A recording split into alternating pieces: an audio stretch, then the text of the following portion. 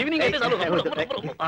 నా దగ్గర అంకుల్ ఇదేంటి అంకుల్ గడ్డి తింటున్నావు? వెళ్ళి జీడిపడ్డా నా దగ్గర. అంకుల్ నువ్వు మందు కొడుతున్నావు, భోంచేవు చేయకుండా నీకు అయితే మా పరిస్థితి ఏంటి చెప్పు. వెళ్ళి జీడిపప్పు పట్టుకొస్తాను. ఏంటి విషయం? విషయం ఏంటంటే ఎల్లుండి day after tomorrow Valentine's day అని అమ్మాయిలు అబ్బాయిల పండుగ వస్తుందిలే. అది నీకు తెలియదు. ఆల్రెడీ నిమ్మీకి ఒక గిఫ్ట్ ఇస్తానని మాట ఇచ్చాను.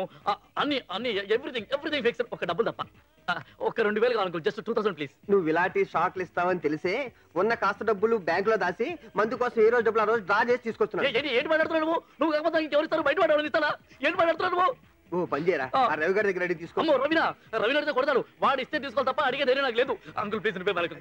ఎవరికి? నిమ్మీకి అంకుల్. ఆ అమ్మాయిని అడిగి తీసుకో. ఏంటి మాట్లాడతావు? నిమ్మి దగ్గర డబ్బులు తీసుకోవడం, గిఫ్ట్ తీసుకునే డబ్బులు తీసుకుంటారా? నీ దగ్గర డబ్బులు లేవా? లేవని చెప్పాను కానీ నీకు. మరి ఆ మాట ముందే చెప్పొచ్చు కదా. అసలు నువ్వు చెప్పనిస్తే కదా. ఏంటి చెప్పనిచ్చేది? అప్పటి నుండి నా దగ్గర అంటే డబ్బులు ఉన్నాయనుకున్నాను. లేనప్పుడు ఈ తొక్కలో బిడ్డలు ఎందుకు? నేనేమైనా బాధ పెట్టాను? ఏంటి బాధ పెట్టేది? బాల కార్మికులు వాడుకున్నావు. అడ్డమైన పనులన్నీ చేశాను. చివరికి నీ అండర్వేర్లు కూడా ఉతికారు. ఎప్పుడైనా అడిగా పట్టించావా? అప్పటి నుంచి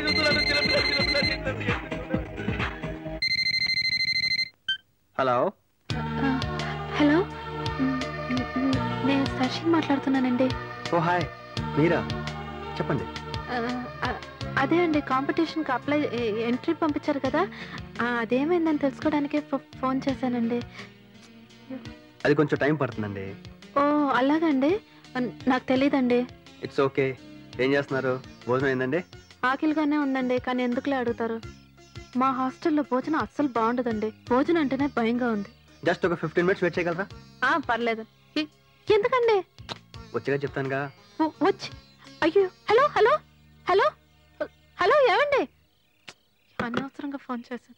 నిమ్మి చంటి పదరా, పని ఉంది. ఇప్పటిదాకా వీడు వాడుకున్నాక నువ్వు వాడుకుంటావా? ఎక్కడికి? నిమ్మి హాస్టల్కి రా. లే పద. నిమ్మియా? అంకుల్ నా స్వానుభవంతో చెప్తున్నాను అంకుల్.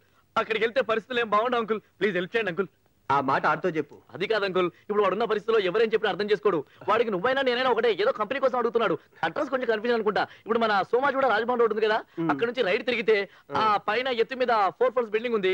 అదే విల్లా మీరు హాస్టల్. అర్థమైంది కదా? వెళ్ళు. నీకు అడ్రస్ క్లియర్ గా తెలుసు. అయితే ఆడితే వెళ్ళు. చంటే నువ్వు వస్తున్నావా లేదా?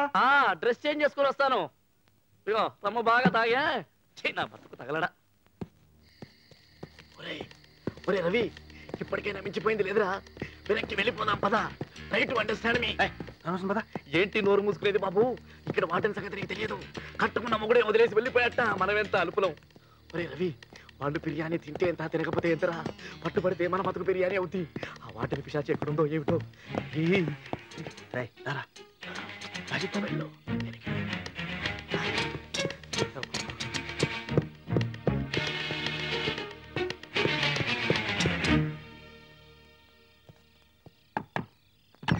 వచ్చేసారా?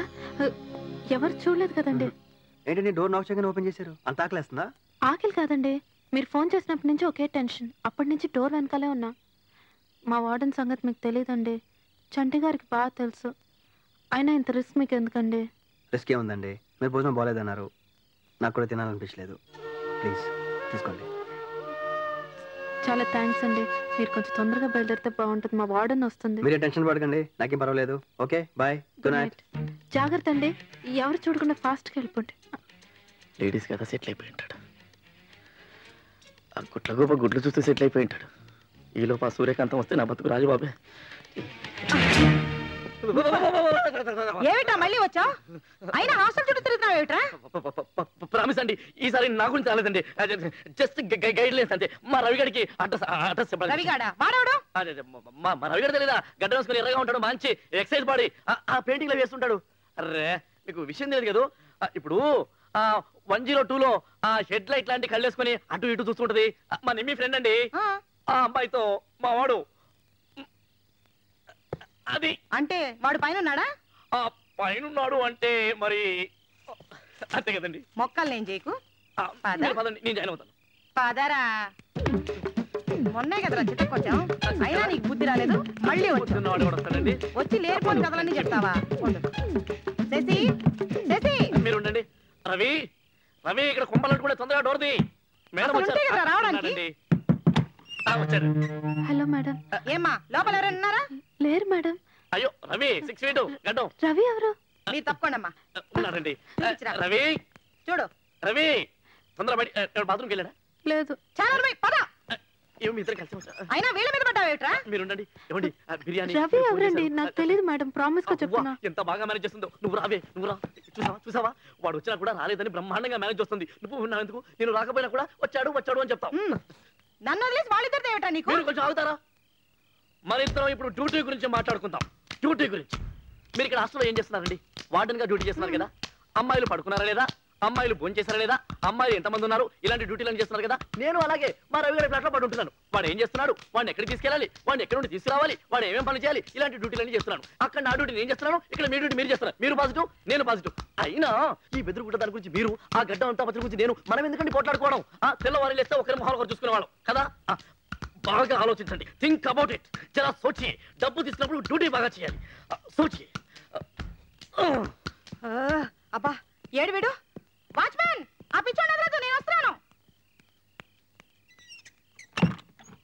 హలో, నేను రవిని మాట్లాడుతున్నా. రాత్రి వెళ్ళిన తర్వాత ఏమైంది? చంటి గారు మళ్ళీ కొట్టేశారండి. ఇప్పుడు ఆయనకి ఎలా ఉంది? వాడికి అన్నీ మామూలే. మీతో కొంచెం పర్సనల్గా మాట్లాడాలి. మీ కాలేజ్ దగ్గర బేకరీకి రాగలరా? నా కాలేజ్కి టైం అవుతుందండి, ఇప్పుడు బయలుదేరుతున్నాను. జస్ట్ ఒక half an hour please. Okay అండి, వస్తాను. Thank you very much.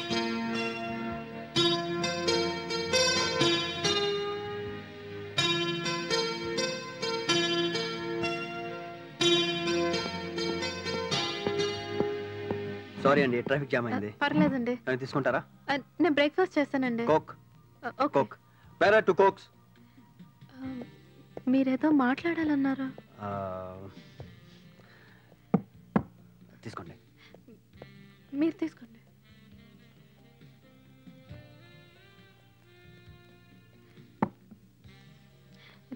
చెప్పండి. వాలంటైన్స్ డే కదా, నేను కార్డ్ డిజైన్ చేశాను. చాలా ఫీల్ అయి చేశానండి. అది మీకు చూపించి మీ ఒపీనియన్ తీసుకుందామని వచ్చాను.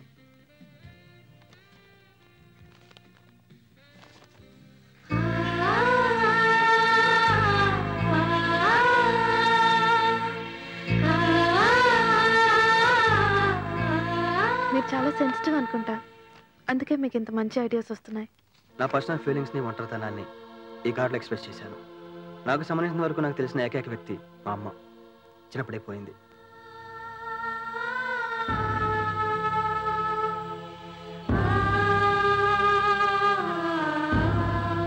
ఆ తర్వాత స్ట్రీట్ డ్రాయింగ్స్, హోర్డింగ్స్ వేస్తూ ఒక విజువలైజర్గా గుర్తింపు వచ్చింది.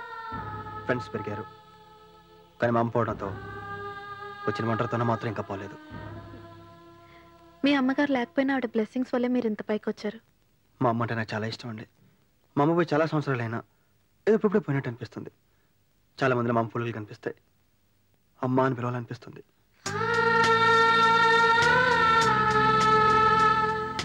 మీ బాధని అర్థం చేసుకోగలను, ఎందుకంటే నాకు అమ్మలేదు. కూల్ రవి, మీరేం బాధపడకండి. నా కాలేజ్కి టైం అవుతుంది. కార్డ్ మాత్రం చాలా బాగుంది. థ్యాంక్స్ అండి. వస్తాను. Okay, bye.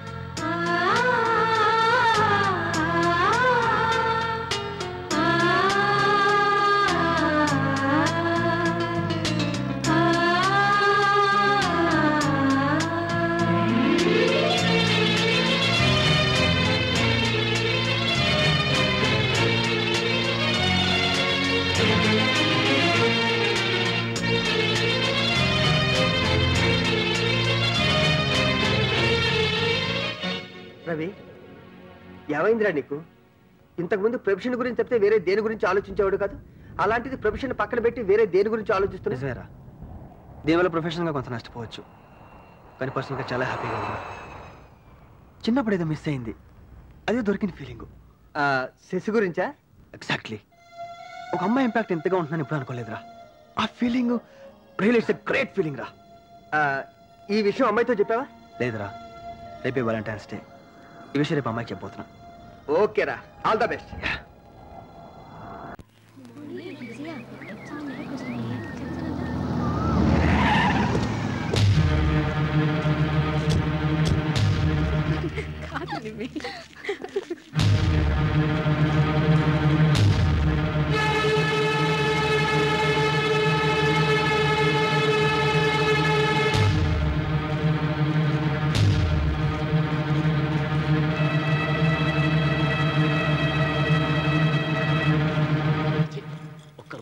చావట్లేదు.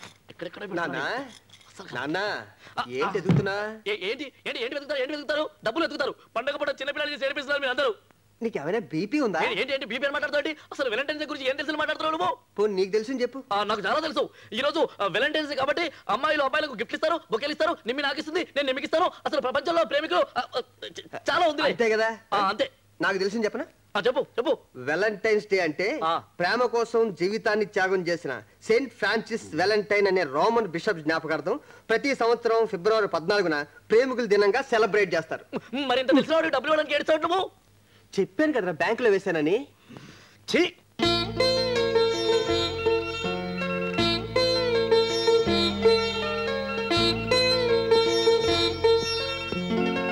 Hello. Hi Ravi. Hi నేమి. Happy Valentine's day. Thank you, same to you. ఒకసారి సజీ ఫోన్ ఇవ్వ. తను ఎక్కడ ఉంది? ఊరెళ్ళింది కదా?